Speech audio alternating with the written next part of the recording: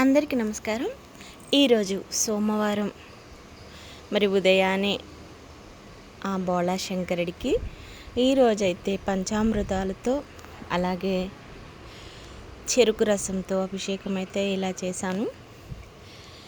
మరి చెంబుడు నీళ్లు పోస్తేనే పులకించిపోయే నా శివయ్యకి మరి ఏమి చెప్పినా, ఎంత చెప్పినా, ఏమి చేసినా కూడా అది చాలా తక్కువ. ఇంకో విషయం, మనకి శివ పూజ చేయడానికి మనం నిజంగా పెట్టి పుట్టి ఉండాలంట. ఎందుకంటే అందరికీ ఆ అదృష్టం కలగదు.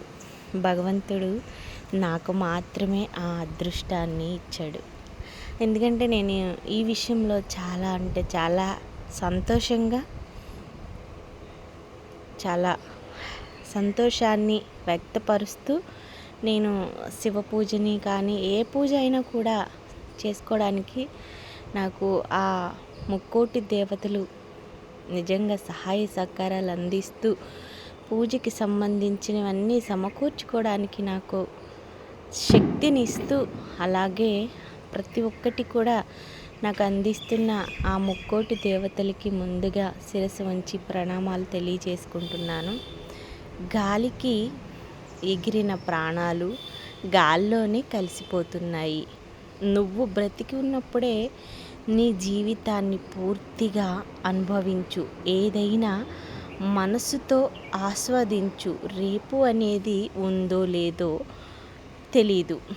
నీ జీవితంలో ఈరోజు ఈ క్షణం మాత్రమే శాశ్వతం. అవును, మనం నిజంగానే గాలిలో కలిసిపోయే ప్రాణాల కోసం, అలాగే మన ప్రాణం ఎప్పుడు మనది అవుతుందో, ఎప్పుడు మనది కాకుండా పోతుందో కూడా తెలియదు.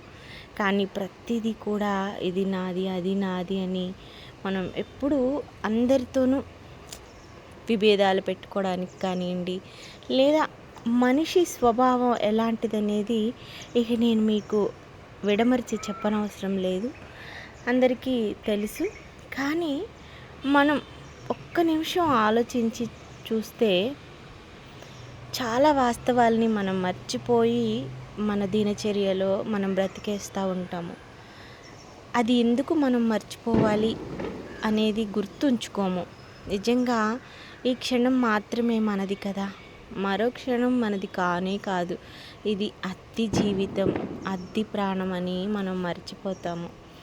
దరిద్రము, భయము, దుఃఖము, శతబాధ, ఈ 4 కష్టాలు, ఈ 4 ఎంతవరకు ఉంటాయో అంటే నువ్వు శివారాధన ప్రారంభించే వరకే ఉంటాయి.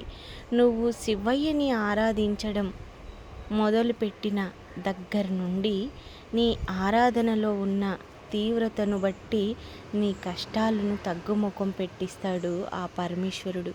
నిజంగా శివారాధనలో ఉన్నంత సంతోషం, శివారాధన చేయటంలో ఉన్నంత ఫలితం ఇంకా అంటే ఏ దేవుణ్ణి తక్కువ చేసి కాదు. శివారాధన చేయడం వల్ల మనకున్న కర్మలను తగ్గించుకోవడానికి ఆ ఈశ్వరుడు మనకి మార్గాన్ని చూపిస్తాడు.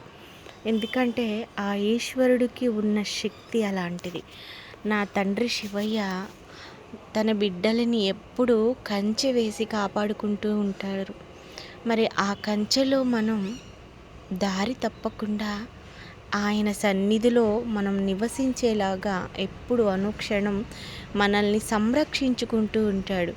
ఈశ్వర, ఈ జన్మ నీకు, ఈ జీవితం నీది, ఈ క్షణం నీది, ఇంకా ఇంతకంటే మాకు కావాల్సింది ఏముంది పరమేశ్వర.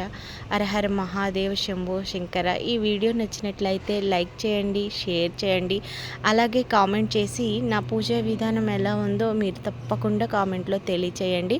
అలాగే మన ఛానల్ని సబ్స్క్రైబ్ చేయడం మాత్రం అస్సలు మర్చిపోవద్దు. మీరు చేసే లైక్, షేర్, సబ్స్క్రైబర్ వల్ల ఇక్కడున్న ఎంతోమంది చిన్నారులకు అలాగే పెద్దలకు ఎంతో సహాయం అందించిన వారు అవుతారు.